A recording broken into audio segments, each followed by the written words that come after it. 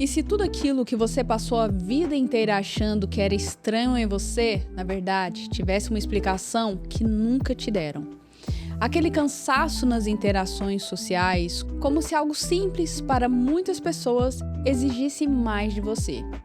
Alguns ambientes que sobrecarregam, luzes, barulhos, coisas que passam desapercebidas para a maioria das pessoas, mas para você parece mais intensa. Padrões, gostos muito específicos e quando algo te interessa, você mergulha de verdade.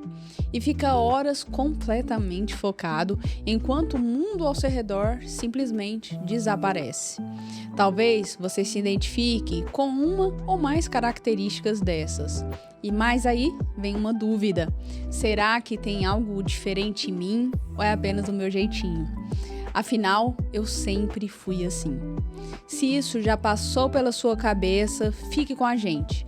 E hoje vamos falar sobre o espectro autista e como é receber esse diagnóstico na vida adulta. E hoje, no Dia Mundial do Autismo, nós vamos trazer duas perspectivas.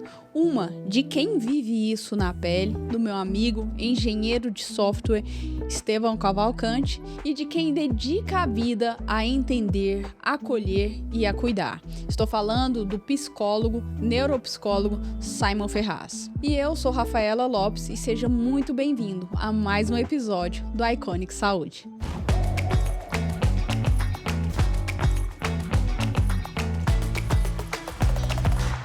Queria agradecer a presença de vocês aqui no episódio. Sei que a rotina é corrida, né? São várias coisas, mas a gente não queria deixar passar essa data em branco. O normal, assim, que eu vejo das pessoas quando falam sobre autismo é focar muito na infância. E a gente queria trazer essa perspectiva do autismo na vida adulta. Então, eu queria começar com você, Dr. Simon. O que pode ser considerado um diagnóstico tardio de autismo? Perfeito, obrigado pelo convite, sempre uma honra, um prazer estar falando sobre um tema tão importante, ao lado do Estevão. Estevão foi um caso muito marcante na minha carreira. Estevão foi tema de TCC da minha aluna, tá lá nas escrituras da faculdade, né? Um caso muito importante e que é um caso que sintetiza muito bem a importância desse diagnóstico na vida adulta. Eu sempre costumo dizer o seguinte: para eu poder fazer um diagnóstico de autismo ou de qualquer outro transtorno do neurodesenvolvimento ou neuropsiquiátrico, é preciso existir a certeza de que exista sofrimento para o indivíduo que tem aquele diagnóstico, que possui aqueles comportamentos.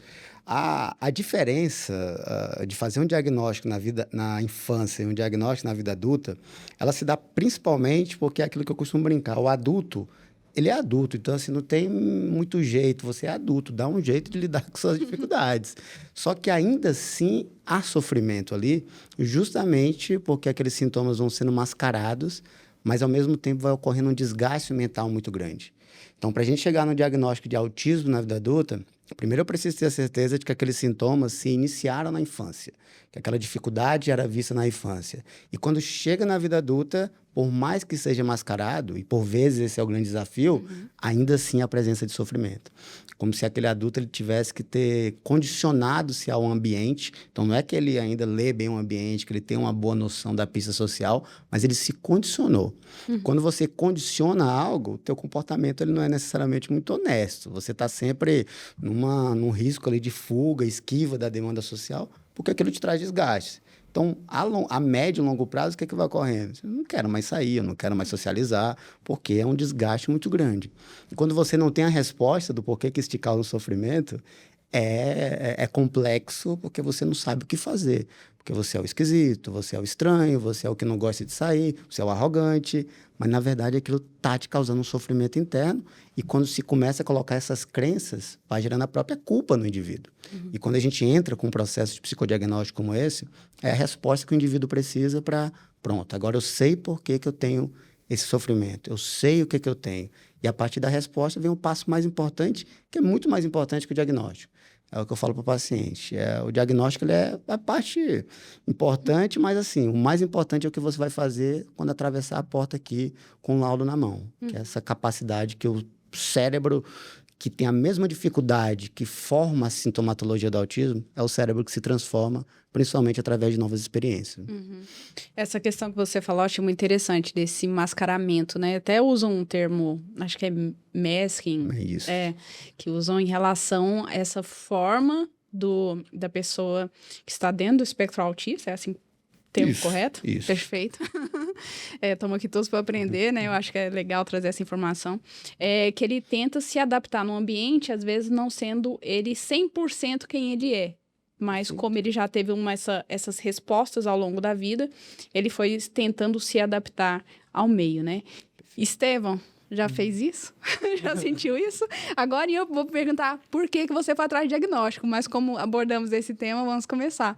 Sim, olha, tenho 40 anos de experiência em mascaramento, mas o que acontece? Não, 40 não, mas vamos dizer assim, depois de um certo momento na minha vida, depois de sofrer muito, eu comecei a praticar mesmo esse mascaramento, porque eu vi que ser eu mesmo e agir e falar o que eu pensava e responder às questões da forma como eu respondia, aquilo me causava muito prejuízo, me causava muito sofrimento e me fazia ser isolado pelas pessoas, né, ser rejeitado. Então eu fui percebendo que, bom, eu estou ficando sozinho, isso está me causando muito sofrimento, então eu preciso dar um jeito de esconder isso. E foi aí que comecei ali por volta ali do final da adolescência ali, né, meus 16, 17 anos ali, que eu comecei a perceber isso. Gente, eu tenho que... Tomei vários choques, né, de realidade, assim, ok, não tá legal. Então eu preciso mudar. E aí eu comecei a criar como se fosse scripts na minha cabeça para tudo planejado, sabe? O que eu vou falar? Se eu falar isso, a pessoa vai interpretar de que forma? Bom, ela tem um perfil assim, então eu acho que eu posso falar desse jeito, porque ela deve interpretar dessa forma. E eu comecei a criar isso, sabe? Parece cansativo, Estevão. Extremamente cansativo. E é por isso que a interação social, ela desgasta tanto. Porque eu estou pisando em ovos o tempo todo.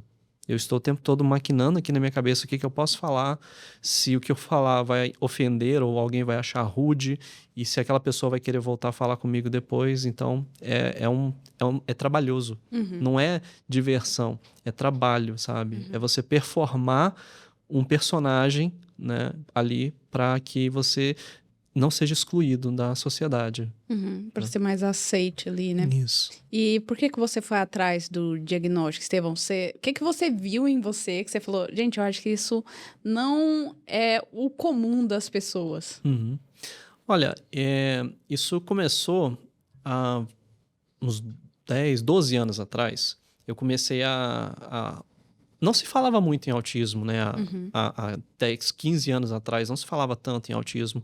Era uma coisa assim muito estereotipada. Só pessoas assim de nível 3 de suporte, né? Que eram reconhecidas como autistas. E então a sociedade ela não lidava muito bem com isso. Falava-se um pouco de síndrome de Asperger, né?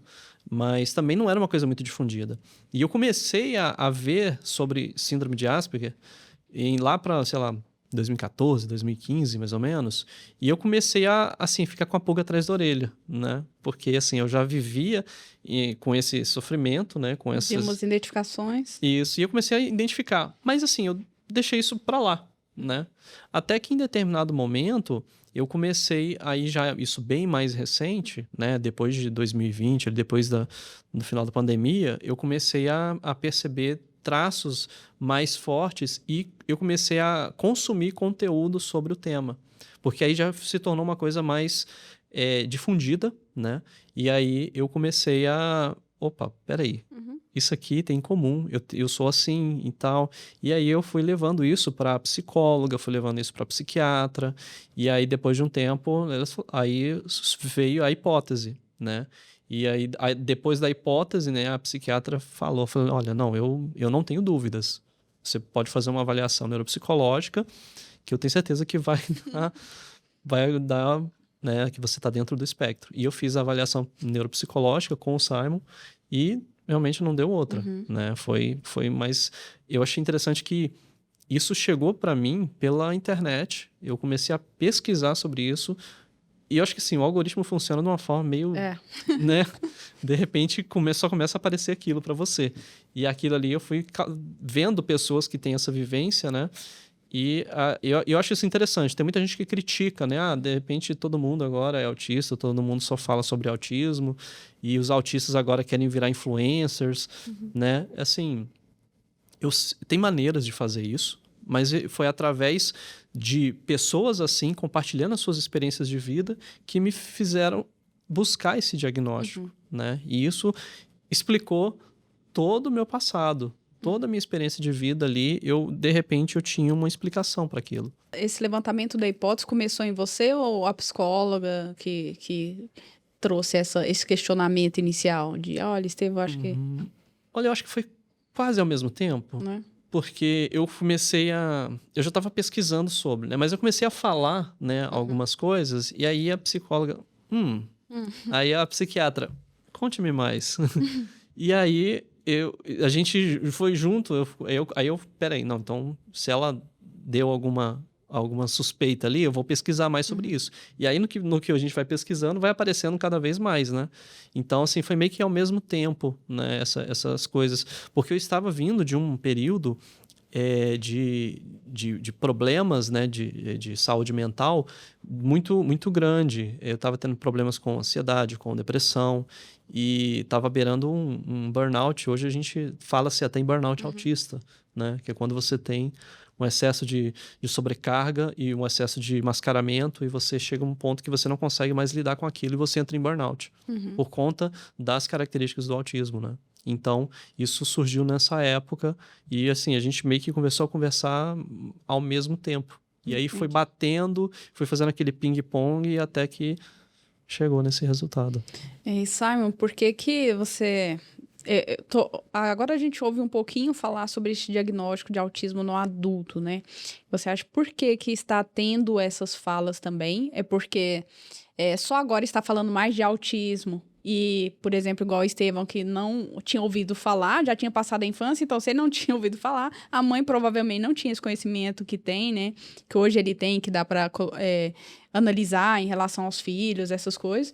E aquela geração cresceu sem esse diagnóstico, é agora que está descobrindo como adulto, ou teve alguma outra coisa que está levando a esse diagnóstico mais tardio?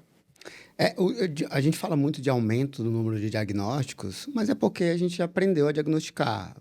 É como você falou, muitas crianças passaram desapercebidas e que se tornaram adultos com esse nível de sofrimento. E aí a própria globalização, essa hiperconexão que nós temos hoje na internet, traz muita informação. Aí tem dois polos. Muita informação às vezes é ruim, porque é muita informação. Então é muita gente falando sobre aquilo, e nem sempre verdade ou de uma forma responsável, mas são pessoas falando sobre isso. Então, quando você fala muito sobre um assunto, cria um burburinho ali importante para, pelo menos, a gente buscar esse conhecimento, como o próprio Estevão relatou aqui agora. Então, assim, eu acho que é um conjunto de situações do próprio mundo moderno, dinâmico, que faz com que a gente obtenha um melhor conhecimento. A própria democratização do conhecimento para a psicologia, por exemplo, foi muito importante. Então, só o fato da gente ver a psiquiatra do Estevão falar, ó, eu acho que mas vamos mandar para uma avaliação neuropsicológica, já mostra uma responsabilidade importante da profissional de entender que é muito difícil você fazer um diagnóstico nessa complexidade depois de uma sessão ou depois de uma consulta. Então, assim, é um entendimento dos novos profissionais, dos novos médicos, por exemplo, que é preciso observar todas as esferas da vida desse indivíduo. Então, é um complemento de integração de informação. Quando a gente faz isso com responsabilidade, a gente consegue dar respostas muito fidedignas para que o indivíduo consiga construir um caminho a partir daquilo. E o Estevão, até, junto com o autismo, ele também teve o diagnóstico de superdotação. Superdotação eu já sabia, gente. Aliás, eu sempre trabalhei em primeira hipótese com o Estevão, sempre com a superdotação, a partir do momento que a gente começou a aplicar os testes e foi percebendo o desempenho, o exímio desempenho dele. O que me fez entender, por exemplo, o diagnóstico do Estevão não foi um resultado específico de um teste. Os testes ficaram muito claros, a excelente comportamento executivo dele, intelectivo, um QI muito alto. Mas o que me fez entender e chegar à conclusão do autismo É esse relato subjetivo do Estevão. É esse sofrimento. É dizer que, Simon, eu na minha infância tinha muito problema, que eu apanhava dos colegas da escola, porque eu falava coisas ali que ninguém estava esperando, coisas fora de hora, e não por intenção, não por caráter, mas por não perceber a pista social. E aí foi copiando, Estevão, e hoje melhorou? Não, eu continuo sem entender. É que eu aprendi a me condicionar em relação a isso. Será por isso que o Estevão é mais calado? Pode ser uma forma de enfrentamento, né? E aí tem outro detalhe, é um indivíduo superdotado, um excelente profissional, uma vida de trabalho muito, muito boa, muito bem sucedido nessa área, que tem uma família muito bonita. Então, como assim? Ele é autista? Ele tem esse sofrimento. Ainda é um preconceito que as pessoas têm também de achar que o transtorno é só aquele que fica de fato muito visível. E não, é esse sofrimento que vai ocorrendo, causando uma complexidade muito maior. É interessante isso que você falou sobre o sofrimento, né, do autista. Tem uma pergunta que sempre aparece quando a gente fala sobre autismo, que existe autismo leve? E eu vi uma pessoa falando sobre isso, falou assim, se é autista é porque existe está prejudicado de alguma forma, a pessoa está prejudicada de alguma forma.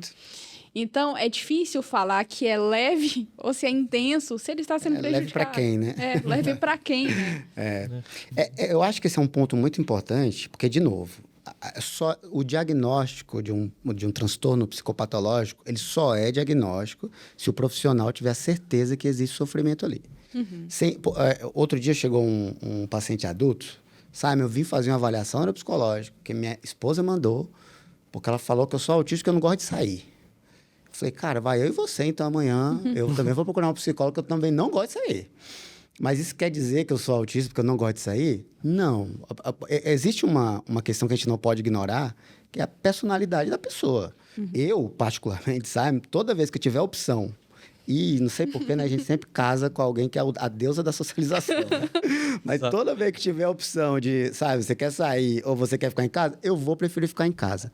No entanto, no dia que minha esposa fala, Simon, vamos sair, que é importante para mim, eu vou.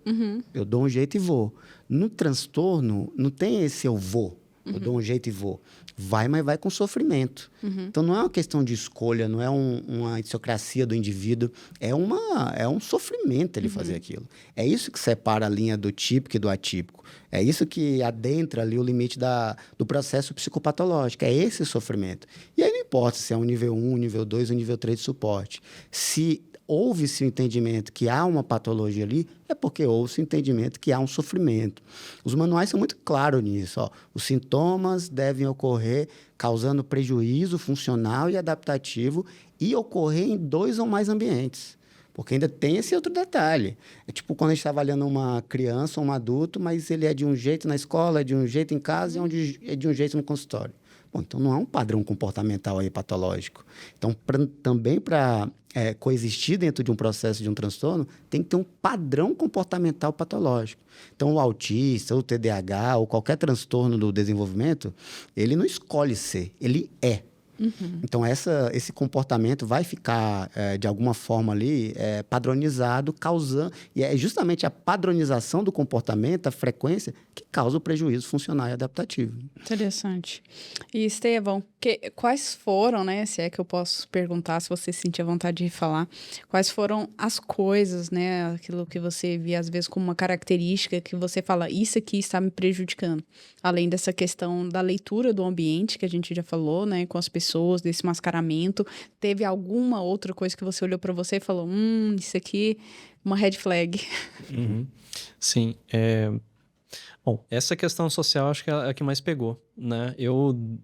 Criança, eu sempre chegava em casa, assim, detonado porque eu tinha apanhado de algum colega. Eu já fui...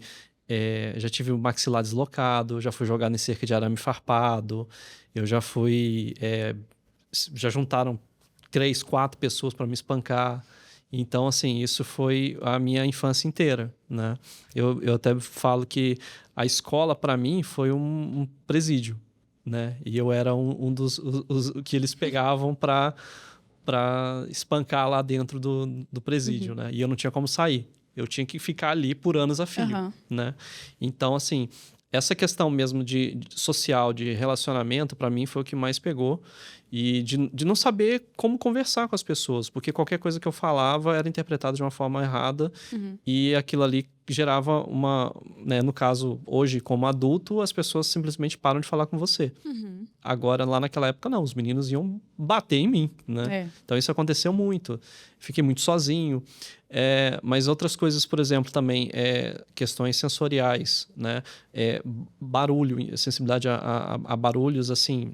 Tem alguns específicos. Por exemplo, se eu estou preparado, eu vou para um show, eu consigo ir a um show. Mas eu sei aonde que eu vou me posicionar em relação à caixa de som, eu sei que eu posso usar o protetor de abafador. E agora, por exemplo, um som de fogos, isso já me mata, assim. Som de uma coisa que tem pavor. Balão. Esse balão estourando acaba comigo, assim, sabe? E sensibilidade à luz também. A luz, eu não consigo sair no sol, por exemplo, sem um óculos escuro. Às vezes eu vou atender a alguma visita, né? Alguma pessoa, né, tá tocando a campainha na porta, eu tenho que colocar o óculos escuro para sair da porta de casa até o portão, no quintal, porque eu não consigo lidar com o sol, né? Luzes que estão também piscando muito, né? Então isso também me provoca isso, né?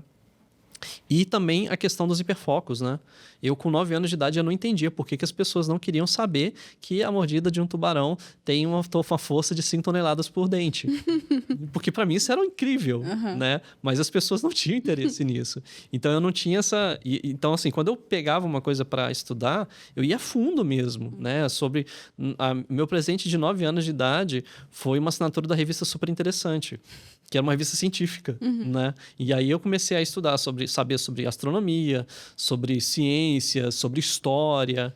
E aí, de repente, comecei... Se eu pegava, por exemplo, um quadrinho, eu ia a fundo para saber a história daquele personagem, a história daquele quadrinho, né? Hoje eu tenho um hiperfoco em jogos, né, em games. Então, assim, eu sei dizer as empresas, né, a história delas, assim, como que é cada um que está no mercado, como que funciona.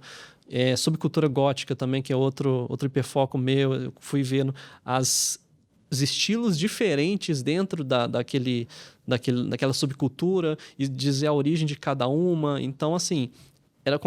é muito exagerado, sabe? Entendi. Então, assim, esse interesse extremo, então isso foi me trazendo também, né, essas questões. Outras questões também de padrões repetitivos, que também é um dos critérios do DSM, né? Por exemplo, eu tenho as minhas coisas ali de conforto. Por exemplo, tem um filme que eu já perdi as contas de quantas vezes que eu já assisti, porque é um filme que eu gosto de colocar para dormir, para relaxar e dormir.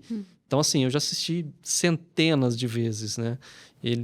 Ou uma música, por exemplo, teve uma música que no mesmo ano eu ouvi ela, segundo o Spotify, aproximadamente 900 vezes, a mesma música. Então, assim... Tô preocupada, porque eu assisto a mesma série a vida inteira. E a mesma música, cara. A mesma música, eu consigo ouvir a mesma música 20 vezes num dia. Só preciso tocar ela. Mas é só isso também, assim. É só isso. Essa questão que o Estevão está trazendo, no caso dele, essa junção de superdotação e autismo, até chamado dupla excepcionalidade, no caso do Estevão, dá um impacto ainda maior, porque uma das questões do superdotado, isoladamente, é justamente a dificuldade de encontrar pares. A gente vê muito esse sofrimento no superdotado, como uma característica da superdotação, porque é exatamente isso. Eu quero falar sobre quantos dentes o tubarão tem. Onde que ele vai achar alguém para falar sobre isso? Então, você junta aí já uma dificuldade da iniciativa e comunicação social e, ao mesmo tempo, assuntos, interesses em assuntos ali muito restritos e muito amplo, que é difícil achar pares para conversar sobre isso, que aumenta ainda mais a tendência ao isolamento. E aí, agrega ainda soma a leitura do ambiente, dificuldade de ler a reação ao ambiente. Exato. Perfeito. Aí isola. Perfeito. Simon, pensando assim, em relação ao diagnóstico do adulto e diagnóstico da criança, que muda, assim, na prática, né? Em relação aos testes, tem que também ter uma busca do histórico de como a criança era, como que era esse adulto quando era criança, ou não dá para recortar só essa faixa dele, como que funciona? Os testes na avaliação neuropsicológica nos ajudam muito, assim, principalmente para descartar hipóteses, criar ali possibilidades. Mas o raciocínio ele precisa ser clínico. Porque, sim, não existe uma escala ou teste específico que vai te dar um diagnóstico de autismo ou de qualquer tipo de transtorno do neurodesenvolvimento. Tal como não existe um exame de imagem que também vai fazer isso. O raciocínio ele tem que ser clínico no seguinte entendimento. Tá, o cara chega e fala, ó, eu tenho déficits, dificuldade de interação social e tenho padrões restritos e repetitivos de comportamento, que são os dois características obrigatórias para se fazer um diagnóstico de autismo. Ok, mas déficit de interação social e padrões restritos e repetitivos, eu também tenho outros transtornos. Eu também tenho sem ter transtorno nenhum. Então, assim, isso é um sintoma. O que nós precisamos fazer nesse mergulho é entender o que tem por detrás desse sintoma. Eu posso, por exemplo, ter uma dificuldade de interação social porque eu sou TDAH. O TDAH pode ter uma dificuldade de interação social, tal como o autismo. O que muda é a base primária. Então, eu dou sempre o seguinte exemplo, assim, tá lá final do ano, o tiozão, tem sempre o tiozão que conta piada sem graça, né? Todo mundo na mesa. Tem que ter. E aí o tiozão conta piada sem graça e o TDAH, nossa, que cara sem graça, bem alto. E aí todo mundo olha para ele, nossa, falei besteira, pensei alto demais. Autismo, mesma situação. Nossa, que tiozão sem graça. E todo mundo olha para ele. O que foi? O que vocês estão me olhando? Eu tive o mesmo comportamento que pode ser, ó, esses dois, se for lá fazer, eu tenho um problema de interação social por causa disso e disso. Ok, mas no TDAH, que tiozão sem graça, ele ocorre por um impulso da dificuldade que o TDAH tem de autorregular pensamento, organizar pensamento e aquilo que ele vai evocar. Então, muitas vezes ele faz, depois ele pensa, depois ele pondera.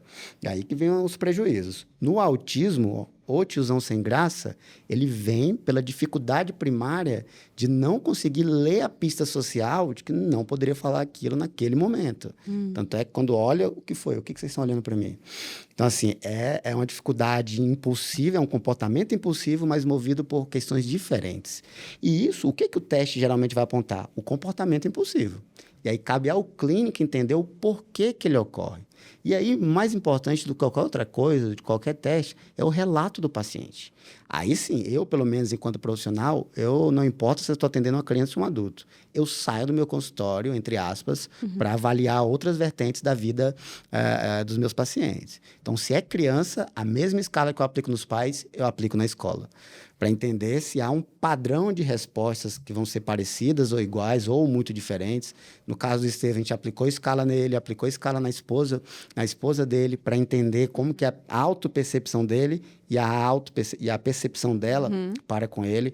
Então, é importante investigar o máximo possível todos os aspectos da vida desse indivíduo. O profissional que dá diagnóstico baseado só em resultado de teste não está fazendo um trabalho responsável, porque eu preciso interpretar esses resultados. Então, o Estevam chega com uma hipótese diagnóstica, com uma queixa de sintomas, a gente começa a aplicar o teste, já começa a perceber que aquela inteligência, por exemplo, está acima da média. Então, bem acima da média, 130 pontos de QI, a gente trabalha com a ideia que o QI média é entre 80 e 100 pontos, então bem acima. Então, ó, esse indivíduo, as dificuldades dele não tem nada a ver com o processo intelectivo de compreensão.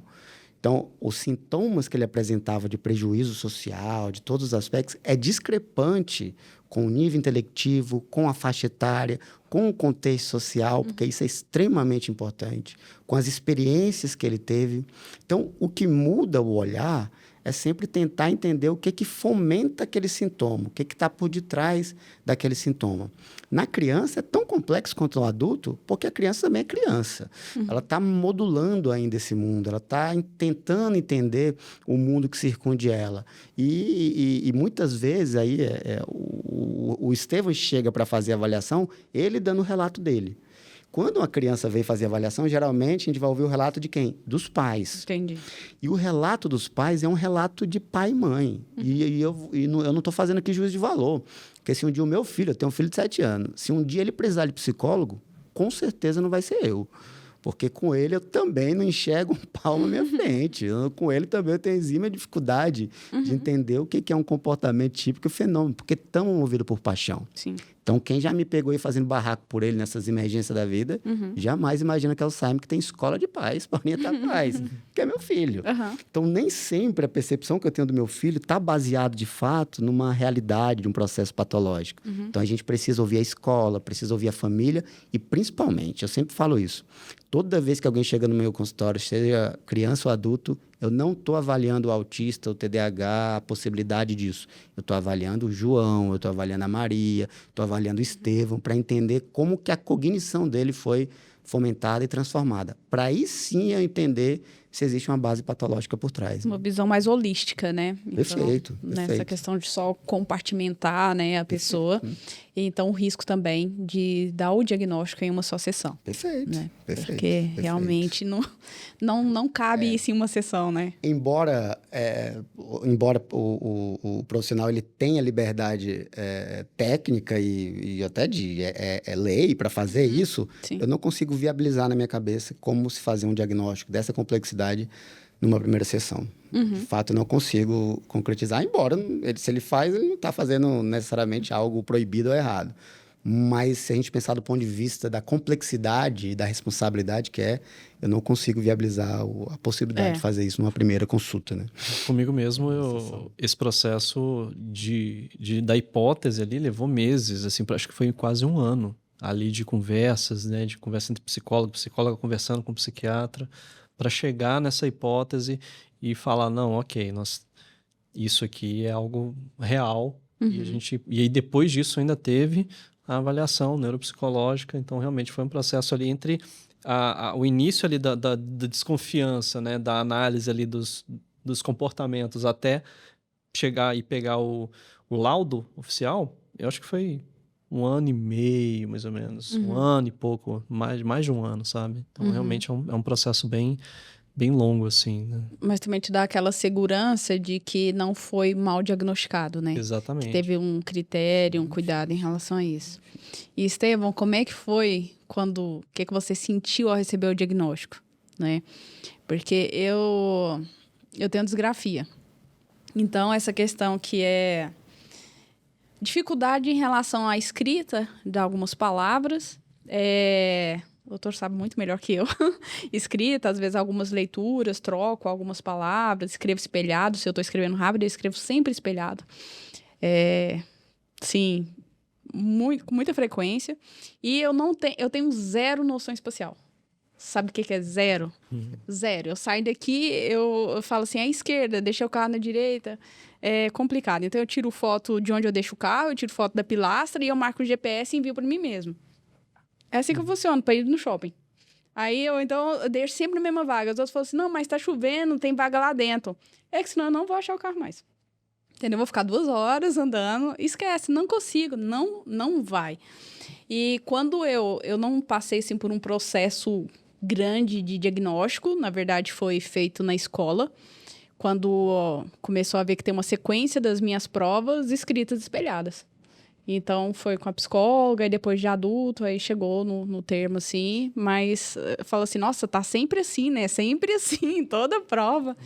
Então, e para mim foi um alívio de eu falar assim, não é que eu pensava, né? Eu falava assim, eu sou muito burra.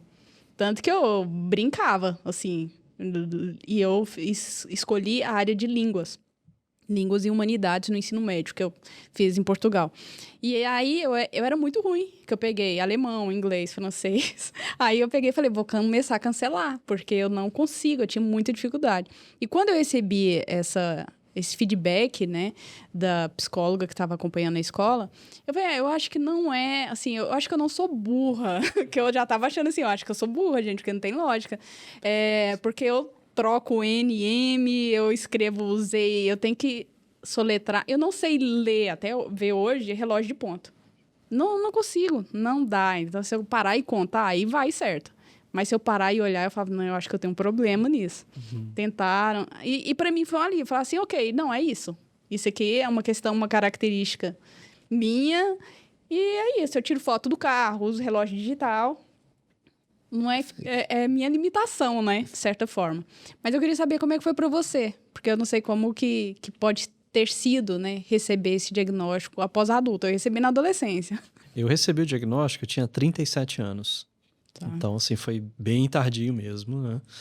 E eu já estava num ponto que, como eu me identificava tanto com as características, né? Eu já estava num ponto que, assim, que se eu não recebesse o diagnóstico, eu acho que eu ia ficar mal, sabe? Porque aquilo ali explicava a minha vida toda, aquilo ali explicava todas as minhas características, todas as minhas dificuldades. Então, assim, eu acho que a palavra que você usou, ela é muito aplicável aqui no contexto. É alívio. Foi um alívio mesmo saber, ok, eu sou assim por causa disso. Então, eu não sou burro. Eu pensei exatamente a mesma coisa. Ok, eu não sou burro. Eu não sou uma pessoa ruim.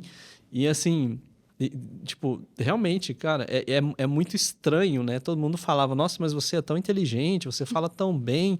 Mas, ao mesmo tempo, ser um completo desastre em relações sociais, ser uma pessoa, assim, com uns interesses meio estranhos, assim, sabe? E tão, às vezes, fissurado em certas coisas, né? Então, aquilo ali, para mim, explicou minha vida. E eu sempre tive muita raiva de mim mesmo em relação ao meu passado. Eu sempre fico aquela... Sabe quando você vai dormir, aí você fala, não, agora vai. Aí o seu cérebro, opa, não vai dormir não. Deixa eu te lembrar disso aqui que você fez errado há 25 anos atrás. Olha só que legal, vamos repassar essa história. Então, assim, eu tinha muito esses flashbacks de coisas que eu tinha feito que tinha dado muito errado e eu, sabe, me martirizando por aquilo. E aí, de repente, eu consegui fazer as pazes com o meu passado, sabe? Eu comecei a...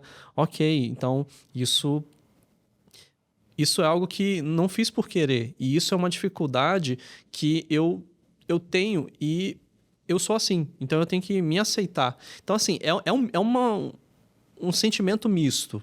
Porque ao mesmo tempo que tem um alívio, também tem a questão do luto. Eu vejo isso como um luto também. Por quê? Porque você pensa, eu não vou melhorar de certas coisas. Eu vou ser assim para sempre. Eu nasci assim, eu vou ser assim. E é isso que eu acho interessante. Muita gente existe um debate, né? Você fala assim, pessoa com autismo ou pessoa autista? E para mim, o certo é pessoa autista. Sim. Porque você é autista. Você nasceu e vai morrer autista. Você não tem uma doença. Eu não sou uma pessoa com gripe. Eu sou uma pessoa que nasceu, e isso faz parte de mim. O meu cérebro foi formado assim. Não existe o Estevão sem o autismo, porque seria diferente o meu cérebro, né? Então, seria outra pessoa. Seria outra pessoa, exatamente. Então, isso também provoca um luto, porque você... Ok, eu não vou mudar. Eu não vou melhorar. Eu vou continuar tendo essa dificuldade pro resto da vida. E aí eu vejo muita gente falando, hoje em dia todo mundo quer ser autista porque você tem benefícios, porque você quer dar uma justificativa para suas falhas. Só que aí eu convido a pessoa a estar na minha pele, enquanto pessoa autista, com os prejuízos. E assim, cara, a minha vida seria muito melhor e muito mais fácil se eu não fosse autista. Por quê? Porque eu não teria os prejuízos que eu tenho. Igual o Simon falou, um QI de 130 pontos e não conseguir ter uma conversa com um ser humano normal. Isso é muito difícil. Então, pensar, ok, posso criar ferramentas que vão me auxiliar nisso, mas eu vou continuar tendo que criar scripts na minha cabeça para não falar coisas que vão ser mal interpretadas, que vão ser ruins, ou que eu vou estar deixando a pessoa com tédio, porque eu tô falando de um assunto que é do meu extremo interesse, mas que aquela pessoa não tá dando a mínima para aquilo. Ela preferia estar falando de futebol. Então, eu às vezes não vou ter essa dificuldade para perceber isso. E assim, muita gente fala que eu sou uma pessoa calada, mas eu, enquanto criança, na infância, ali na adolescência, eu não era. Eu era uma pessoa muito mais falante. Só que aí, justamente pela falta de filtro, é que eu fui mudando essa característica para uma pessoa mais calada, porque justamente por causa do prejuízo, né? E aí eu falo, ok, agora eu tenho diagnóstico, então agora eu sei por que eu sou essa pessoa sem filtro. Não é uma questão de incapacidade intelectual. Não é isso. É porque eu sou diferente. O meu cérebro é diferente. Então, aquilo ali traz um alívio, ao mesmo tempo que traz o luto, né? Mas também traz um alívio, porque, ok, isso não é algo intencional e não me torna pior do que outras pessoas. Isso me torna diferente. Isso que você falou da pessoa autista, não a pessoa com autismo, é o mesmo debate que a gente trouxe em relação, a gente traz, né, na pauta da deficiência, né? Então, assim, é a pessoa deficiente ou a pessoa com deficiência? Mas ela é aquilo, né? Então, ela é a pessoa deficiente, né? Então, a gente coloca pessoa, portador de deficiência. Ai, mas espera aí, eu sou cega, tô portando a minha cegueira? Como assim? Eu sou cego, gente, é isso. Então, essa questão, né, que mostra também a ignorância das pessoas. Quando elas falam, você tá atrás de benefícios. Eu achei muita indignação, né? Tipo assim, gente, qual é o benefício disso? Que benefício? Qual é o benefício disso? Se existe uma lei, eu fico muito indignada, né? Que eu tenho uma deficiência no braço, né? Então, assim, eu falo assim, nossa, você estaciona na vaga de deficiente, é por isso é deficiente, para estacionar na vaga de deficiente. Eu falei assim, gente, se eu pudesse, eu manobrava o carro, mas eu tenho dificuldade de manobrar o carro é adaptado, já tem toda a adaptação. Então, assim, essa lei existe para nivelar um pouquinho, tentar equilibrar um pouquinho ao resto das pessoas. Que consegue manobrar um carro, que consegue descer sem uma cadeira de rodas, né? Sem precisar de uma vaga larga. É só para equilibrar, não é assim uma vantagem, né? Uma vantagem seria se fosse todo mundo no mesmo nível e colocasse vaga para todo mundo, né? Então, isso revela também essa ignorância. Mas, sabe, eu queria saber de você também como que é dar esse diagnóstico para um paciente, normalmente. Como que você vê que eles normalmente recebem, né? Tivemos a experiência do Estevão, né, que é com esse alívio e com esse luto, mas normalmente como costuma ser esse paciente adulto? Eu sempre com um aluno meu pergunta, professor, o que é que você acha que eu tenho que desenvolver para ser um bom psicólogo? Eu não tenho dúvida que é a parte da comunicação. Primeiro que a gente está muito deficitário disso, dos profissionais, né? É o que a gente ouve muito das famílias, etc. Mas eu acho que, tudo que eu falo, eu sempre falo para meus alunos, a gente precisa pegar o Brasil como contexto, porque a gente mora no Brasil. E aqui as coisas têm umas particularidades. Nós somos muito passionais. Então, quando você vai comunicar o diagnóstico do filho de alguém, do esposo de alguém, ou para alguém, a gente tem que entender que nós somos catatímicos, o brasileiro é passional. Então, a gente tem que ter muito manejo, assim, para entender isso. Que a gente não está falando qualquer coisa para qualquer pessoa. A gente está dando uma informação que pode modificar a vida dela em vários níveis de entendimento, principalmente para trazer ali qualidade de vida. Então, comunicar um diagnóstico, ele é muito... Quando as pessoas veem qual que é o grande objetivo da avaliação neuropsicológica na vida de alguém, não é dar diagnóstico. Uma vez eu estava com um aluno que foi fazer supervisão comigo, e aí eu cheguei lá na conclusão junto com ele que aquele paciente que ele estava atendendo não tinha nenhum processo patológico. Ele falou, mas professor, eles vão dizer para mim que gastaram dinheiro à toa, então a gente não achou o diagnóstico. Eu falei, não, mas não é o seu papel ficar procurando transtorno nas pessoas. O nosso papel primário é tentar explicar o que tem por detrás daquele comportamento. Em várias chances, variabilidade de chance que existe, que pode estar fomentando aquele comportamento. E nem sempre é dentro de um processo psicopatológico, mas em alguns casos são. E aí, quando nós entendemos isso, é preciso comunicar isso de uma maneira muito responsável, muito ética e personalizando para quem está ouvindo. Porque uma coisa é eu fazer um diagnóstico com alguém que tem 130 pontos de QI. Outra coisa é fazer um diagnóstico com alguém que não é tão privilegiado em termos intelectuais ou sociais, que tem um outro nível de entendimento. Então, eu preciso me entregar no mundo daquela pessoa para conseguir achar uma comunicação que seja mais acessível para ela. Isso é um grande desafio. Porque, imagina, eu acho que o profissional da saúde, esse podcast é de saúde, fico muito feliz com isso, eu acho que ele tem que sair de casa tendo a noção da responsabilidade que ele tem assim, no dia a dia. Eu tenho a certeza que quando alguém vai lá me procura no meu consultório, ele não está procurando o Simon Ferraz CPF. Está nem aí porque eu penso de política, de ideologia. Ele está procurando o neuropsicólogo. Ele está procurando alguém que vai dar uma resposta sobre o filho dele, sobre o esposo dele, sobre ele, porque ele está em algum nível de sofrimento. Sim. Outro dia chegou uma família de uma cidade interior a mais de 200 quilômetros. Simon, nós vamos ficar aí a semana toda, de fazer um intensivão aí de atendimento, vou trazer os outros filhos, vamos pagar com o hotel. Eu lembro que eu deitei na cama, Deus, por favor, não deixa eu adoecer. Porque olha o tamanho dessa responsabilidade de alguém que vem de longe, vai te pagar, e não é um processo barato, ainda mais um país como o nosso, para você dar uma resposta. Então, muito mais do que comunicar um diagnóstico, a gente precisa primeiro entender que é uma responsabilidade muito grande chegar até aquele diagnóstico. E aí não tem outro jeito a não ser nos entregar mesmo a vida ali subjetiva do outro. Simon, eu sofro, beleza, mas eu quero entender o porquê desse sofrimento, onde ele começou, como que ele ocorre, para entender se é um maneirismo da personalidade, se é um aspecto individual daquele paciente, ou se de fato tem um processo psicopatológico ali por trás que faz ele sofrer. Quando a gente entende isso, aí o caminho de como fica mais claro. Porque eu só consigo dizer para a família, para o paciente, como nós vamos fazer para melhorar, se eu entender primeiro o porquê. Por que que ele é assim? Por que que ele se comporta assim? O que que tem por detrás desse sintoma? E aí entendendo que cada ser humano é único, né? O nosso processo cognitivo ele é construído de uma forma muito diferente. A neurociência vai dizer que são duas coisas que transformam o nosso cérebro. Primeiro, a hereditariedade, né, que tem um impacto muito forte, por exemplo, no próprio autismo, na própria etiologia do autismo, na causa. Mas o que mais transforma as pessoas é a experiência.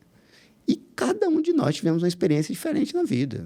Nós tivemos pais diferentes, situações econômicas diferentes. E é isso que nos forma como ser humano, é essa experiência. E a percepção do mundo, né? Porque irmãos gêmeos, por exemplo, têm Perfeito. percepção. No próprio autismo, a gente costuma dizer que a genética é a causa principal. Então, o que causa o autismo? A genética tem um fator predominante aí. Tem nada a ver com vacina, não tem nada a ver com excesso de... Tem a ver com algo que ocorre ainda no útero, na vida intrauterina. É uma questão genética. A genética é como se a gente pudesse dizer, a genética é o maior causador, mas não é a genética que define o comportamento ou a qualidade de vida que aquele indivíduo vai ter. O que consolida a vida existencial, comportamental do indivíduo são as experiências. É o treino, é a oportunidade. O Estevão, por exemplo, está falando de alguém que demorou 37 anos para se fazer o diagnóstico. É muito diferente de uma criança, por exemplo, como o Rafinha, que a gente fez agora o diagnóstico cedo. A possibilidade de sofrer menos do Rafinha vai ser muito, muito maior, porque ele está desde cedo agora transformando, porque ele está desde cedo treinando, porque ele está desde cedo construindo o repertório para lidar melhor com esse sofrimento que o Estevão perdeu aí muito tempo para fazer, porque naquela época não se falava disso, não se dava essa perspectiva. Contextualizando, né? O Rafinha é o filho do Estevão, que também é autista. O Rafinha está com 7 anos, né? 7 anos. 7 anos. Estevão, o diagnóstico do Rafinha veio primeiro e depois o seu, ou o seu e depois do Rafinha? Não, primeiro foi o meu. Foi o seu. Normalmente é o contrário. Normalmente a criança é diagnosticada e o pai começa a perceber... Bom, primeiro é genético. Então, depois começa a ver sinais nele mesmo e ele faz a avaliação e descobre, né? Mas no meu caso não foi o contrário.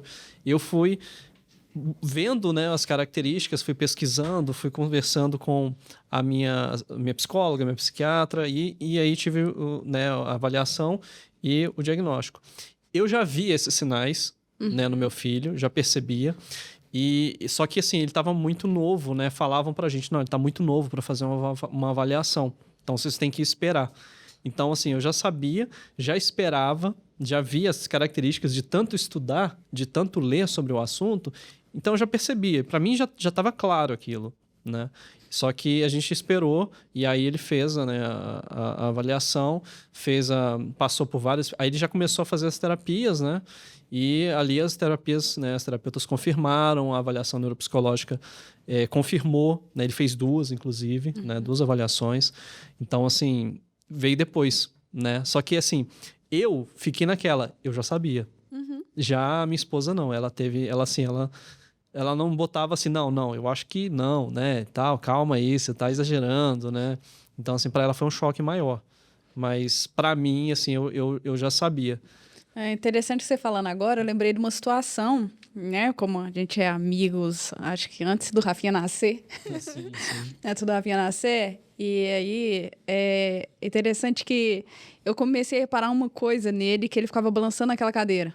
Sim. E um dia ele tava exausto, eu peguei ele no colo e falei, não tá normal. Aí a gente tem uma amiga que é médica, que é a Mayara. Eu falei, Mayara, você já reparou isso? Reparou. Eu falei, ótimo, você é médica, amiga da família, dá um toque. eu tô saindo. Mas essa questão mesmo, né? De ser pais, de estar ali, de também ser um luto diferente de ser pais, porque, assim, eu acho que às vezes a gente pensa, não, é a mesma coisa de ter um diagnóstico de um filho autista, de um filho que não é. Eu acho complicado quando a gente entrevista muitas pessoas e acompanha muitos cursos com essa temática, fala assim, gente, é aquele bem-vindo à Holanda, né? Você preparou para ir para um país e você recebe outro. É lindo, tem flores, mas é outra viagem. A gente não está preparado para isso. Então, de uma certa forma, acaba sendo um diferente tipo de luto de um filho que você idealizou, mas não que seja, não vejo como sendo algo negativo, mas algo que é um novo. Não é aquilo que você estava esperando. Talvez tenha sido essa questão da Tati, do choque, de tipo assim, eu não estava esperando isso. Sim. Né? E essa é a questão que você falou. Você tinha um filho que você tinha idealizado. E de repente você percebe que ele não vai ser daquele jeito. Então há uma quebra de expectativa. E para mim, foi também uma questão assim, tipo, eu sei o que eu sofri durante a vida. Então, eu tenho medo dele sofrer também. Óbvio que com ele pode ter muito mais ferramentas hoje, né, para não precisar passar por tudo o que eu passei, porque ele tem intervenções, ele tem terapias, ele tem acompanhamento e ele tem, assim, igual às vezes ele chegou, o menino me bateu na escola e tal, aí eu me vejo isso nele e a minha esposa, não, dá um conselho para ele. Eu falei assim, minha filha, se eu soubesse o que fazer, eu não tinha apanhado como eu apanhei na escola. Eu também não sei. Então, assim, isso a gente fica com o coração na mão, né? Porque eu sei que ali ele tem um sofrimento. Tem um sofrimento, exato. Não sei se você conhece esse texto do Bem-vindo à Holanda, você já chegou a ver? Não, eu tô fazendo cara de paisagem porque eu não entendi a referência. Bem-vindo à Holanda é voltado para uma mãe que ela escreveu esse texto, que ela fez como se fosse uma viagem para a Itália. Você se programou para uma viagem para a Itália. Você fez o percurso, você sabe o que você vai comer, você sabe quais restaurantes, você sabe que roupa que você vai levar, você sabe se vai estar sol ou não. Na hora que você está no avião, você recebe uma mensagem, estamos pousando na Holanda. Aí você fala, não, mas era a Itália que eu ia, porque eu planejei a Itália. Mas tá bom, Holanda tem locais lindos, mas não foi o que eu sonhei. Minha viagem era para a Itália. E ela fez esse texto, trazendo essa reflexão com a síndrome de Down e algumas neurodivergências, e chama Bem-vindo à Holanda. Depois dei uma olhada que eu achei incrível. O dia que eu li, eu falei, ai, meu Deus, é isso, né? É a expectativa, né? Aí ela traz essa questão de Holanda tem flores, Holanda tem outra questão, mas não foi para isso que eu estava preparada. E eu descobri na viagem. Eu não fui preparada antes. Eu descobri enquanto o menino nasceu, enquanto estamos no meio do caminho, enquanto estamos vivendo. Não teve esse preparo. Aí chama Bem-vindo à Holanda. Eu acho muito bonito. Uma boa analogia. Tem na internet. É uma boa analogia, é um texto muito, muito curto, bem legal. Eu tenho uma pergunta aqui para fazer. Como que foi após o diagnóstico? Você foi diagnosticado e o que você faz com essa informação? Sim, primeiro eu vi um post na internet falando sobre comparando com as fases do luto, né? Porque você tem aquela, não, mas não é isso, será? Aí depois você começa, né, ter a barganha, né, dar a aceitação, aí chega uma hora que você vem a revolta também, né? Também, nossa, mas peraí, eu sou... Porque o autismo é considerado uma deficiência, né? Mas, não, ok, eu sou uma pessoa, eu sou deficiente e as pessoas me tratavam daquele jeito. Então, assim, eles estavam, né, literalmente espancando o deficiente. Então, assim, vem a revolta, vem aquilo. Aí depois chega um momento que você vem, ok, agora vem a aceitação. Agora, o que eu vou fazer com isso? E aí, eu comecei a perceber, a primeira coisa que eu fui buscar foram os meus limites. Eu comecei a procurar o que me sobrecarregava, o que me fazia mal, porque aí como eu já tinha uma base literária já de, né, isso aqui, os autistas relatam que isso aqui causa sobrecarga sensorial, isso aqui causa sobrecarga social, isso daqui provoca desregulação. Então eu comecei a observar isso em mim e ver quais eram os meus limites. E eu comecei também a me permitir falar, não, eu não vou fazer isso, ou eu não vou em tal lugar, ou então eu vou embora mais cedo, porque isso não está me fazendo bem, ou não vai me fazer bem. Então, eu comecei a aceitar isso, porque antes não, eu cumpria a agenda, né? Como o Samuel falou, né? A pessoa que não gosta de sair, que sempre parece que casa com uma que é a rainha da socialização. E então, assim, eu tinha essas características de sempre seguir, né, a socialização da esposa, mas chegou um momento que ela entendeu, falou, não, ok, eu não posso forçar demais, porque o Estevão, ele não... Essa é uma limitação.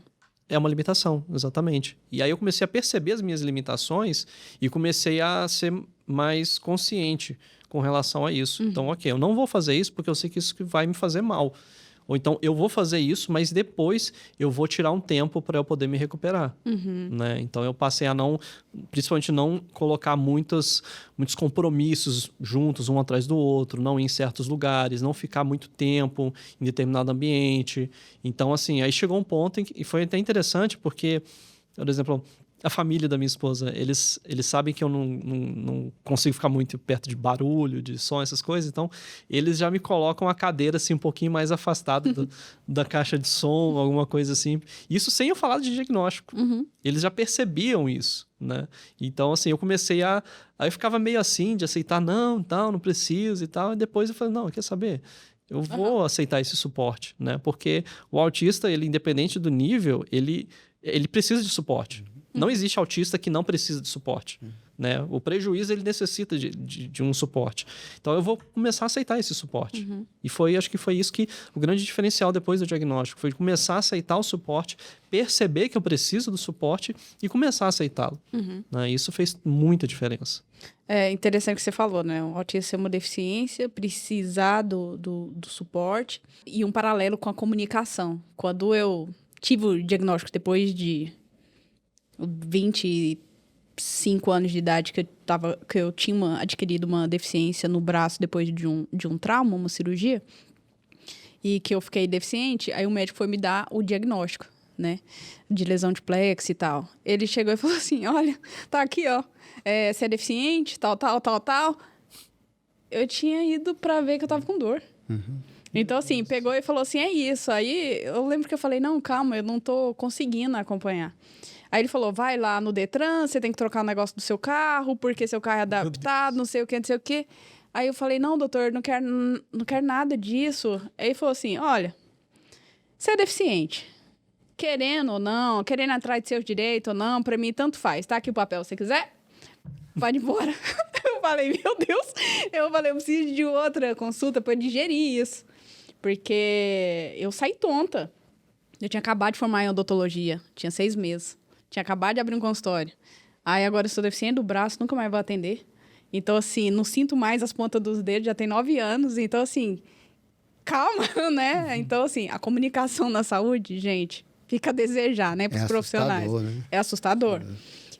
Mas foi essa questão também, que ele foi de uma forma não ideal de comunicação, passando bem longe. Mas essa questão de falar, tá aqui, ó.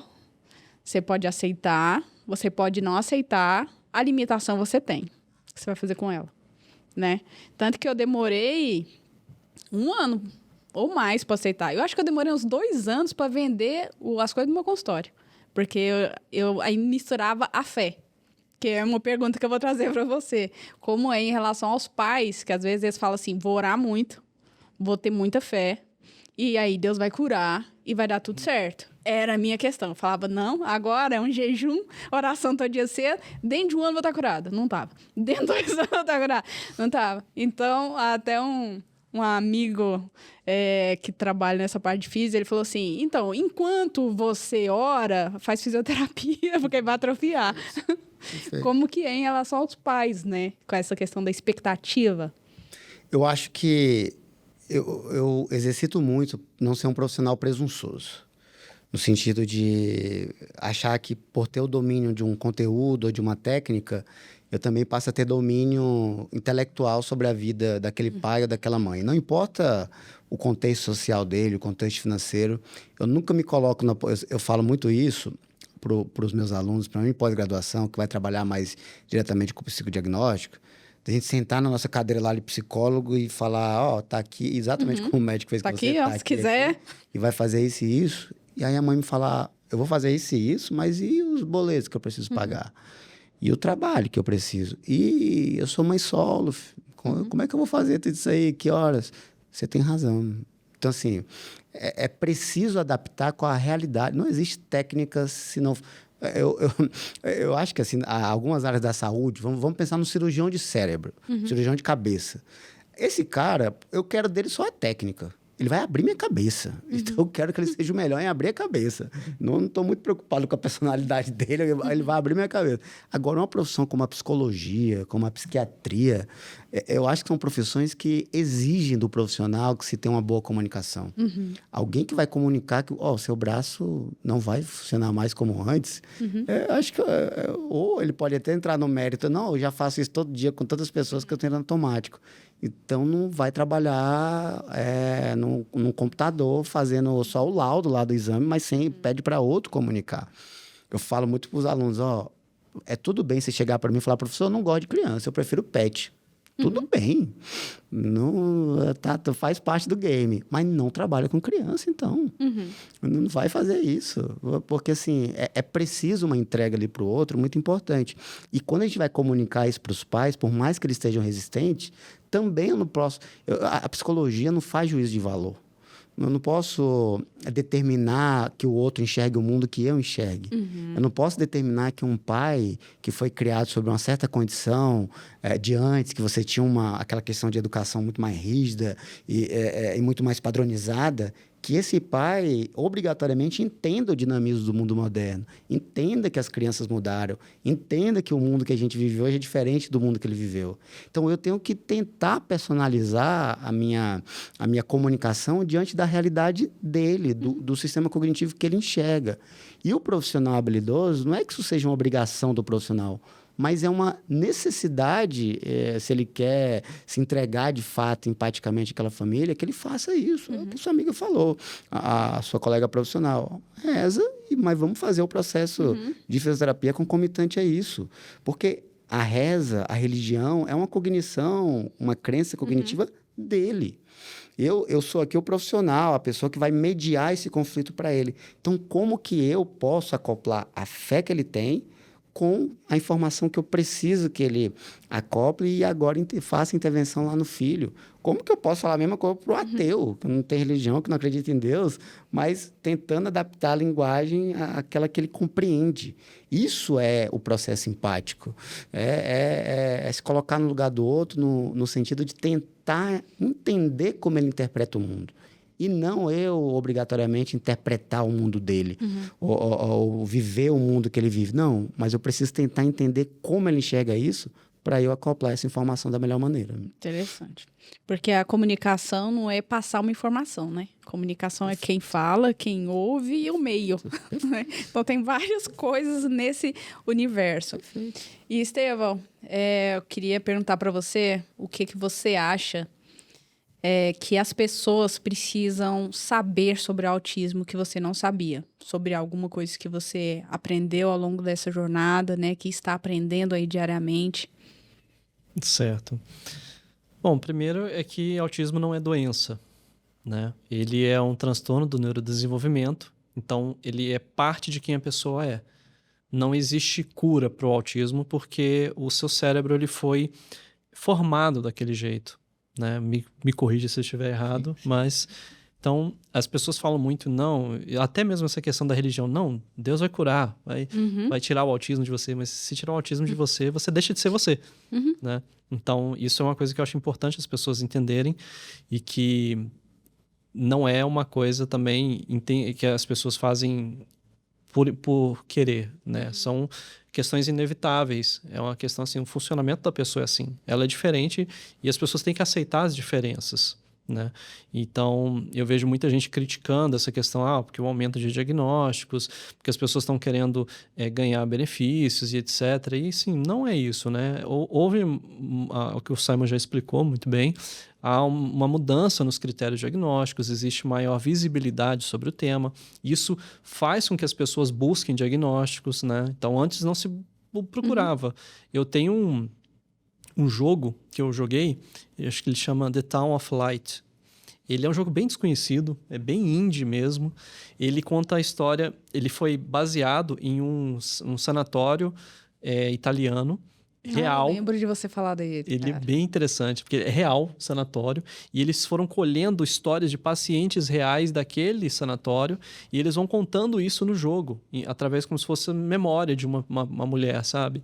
E assim, mostrando pessoas, e também tem outro caso, por exemplo, o sanatório de Barbacena, o Colônia, o Hospital Colônia, que passaram milhares de pessoas ali, estima-se que 60 mil pessoas passaram por ali. O Holocausto. O Holocausto Brasileiro. Existe um livro muito bom, chama O Holocausto Brasileiro, que é sobre isso. E eu pensando, se eu tivesse nascido alguns anos atrás, eu poderia ter sido um desses pacientes. Poderia ter ido parar lá nesse hospital. Então, falar que antigamente não existia isso de autismo.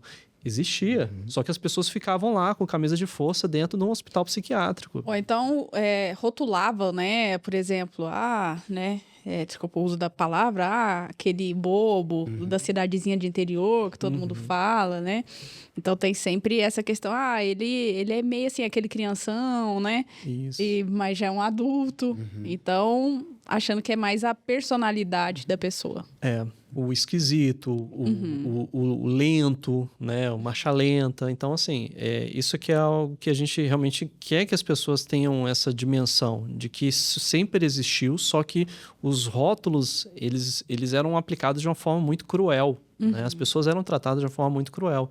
E hoje, o que a gente tem de conhecimento é justamente para tirar esse estigma, né, das pessoas e para que elas possam ser aceitas com dignidade e serem tratadas como seres humanos que merecem ter, né, um tratamento digno e que não podem ser rotulados só por questões diferentes.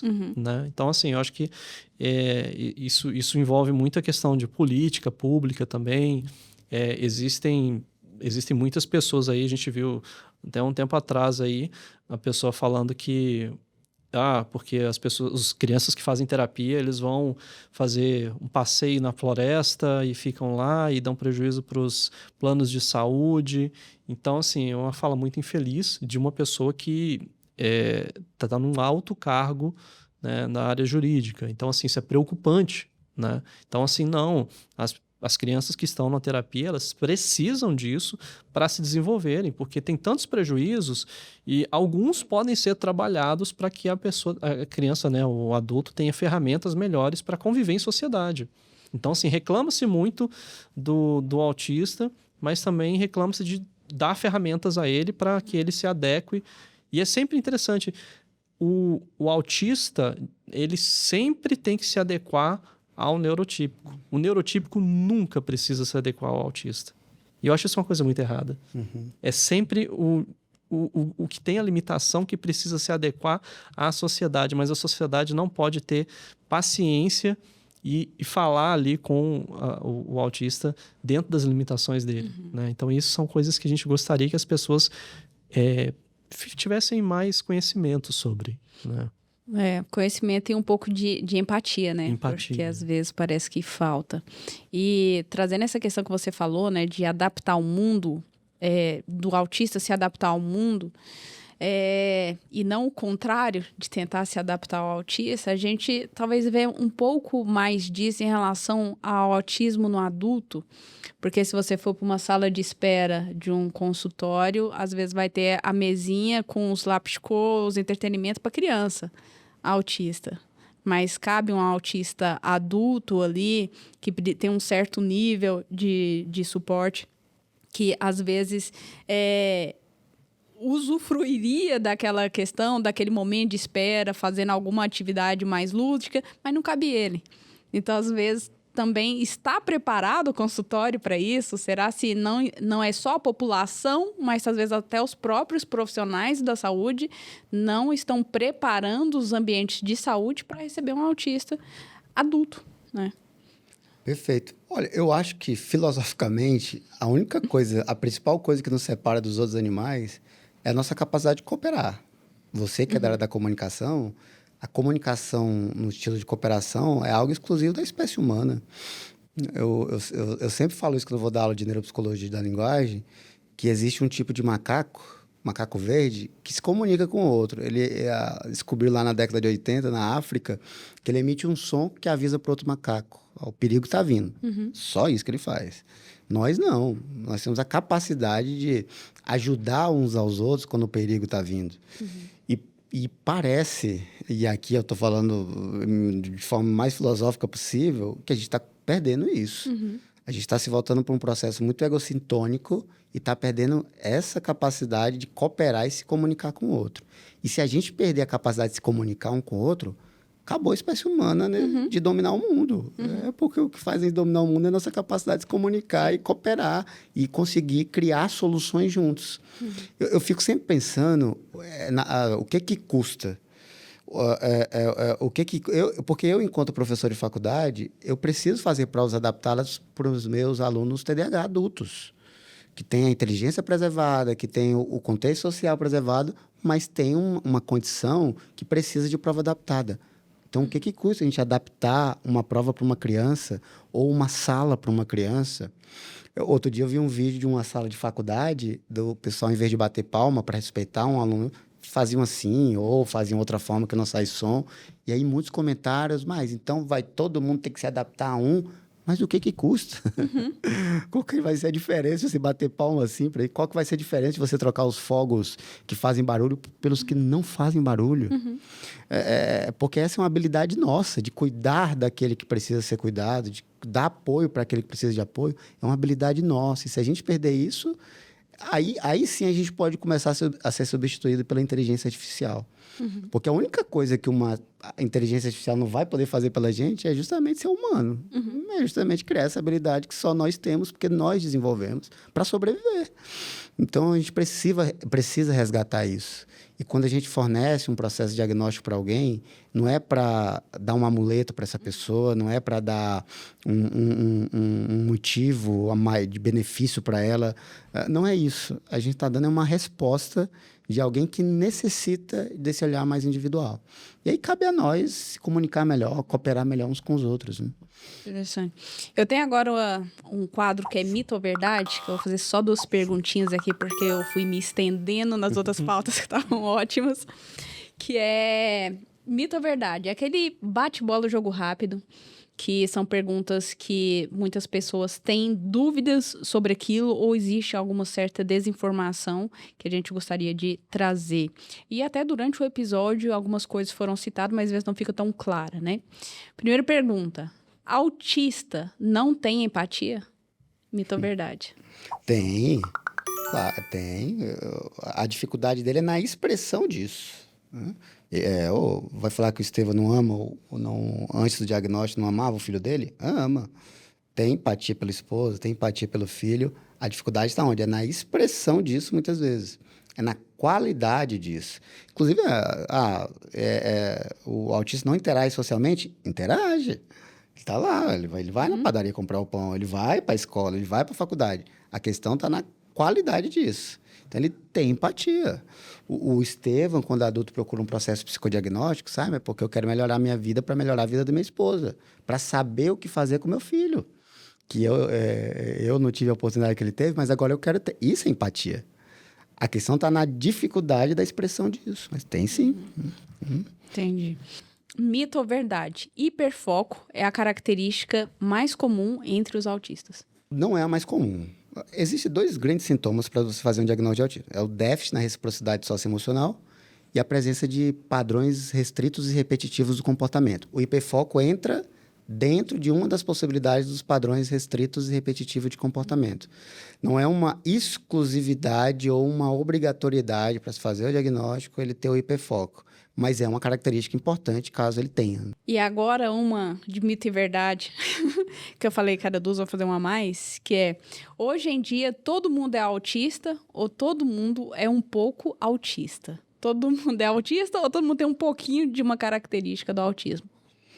De maneira geral, na fomentação do nosso comportamento, nós temos dificuldades que um autista pode ter.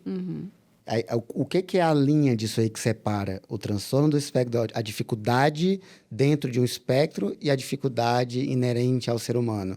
O sofrimento. É exatamente o exemplo lá que eu dei. Eu não gosto de sair, mas no dia que precisa sair, eu vou.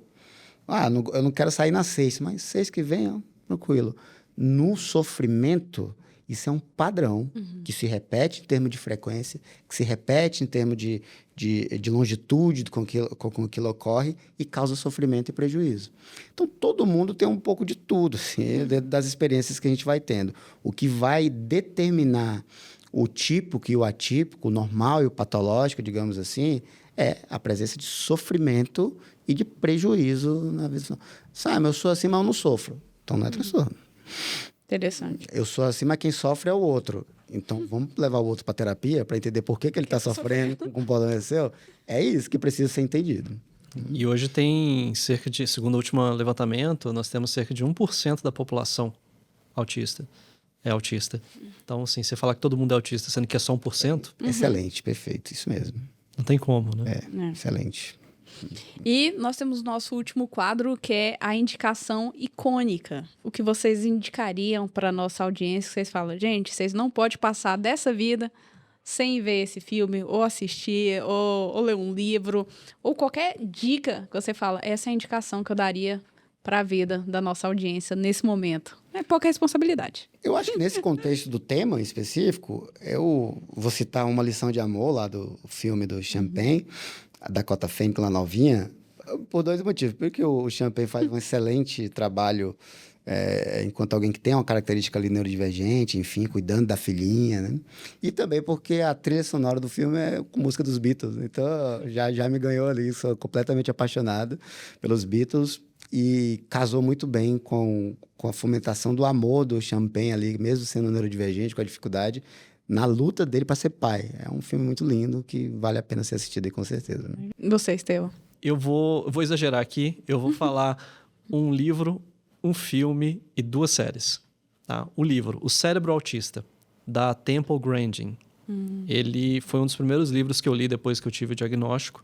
Ele é um livro muito bom. Temple Grandin, ela é uma pessoa autista e ela foi diagnosticada ali na década de 50, 60, bem no início mesmo, né, onde pouco se sabia sobre autismo.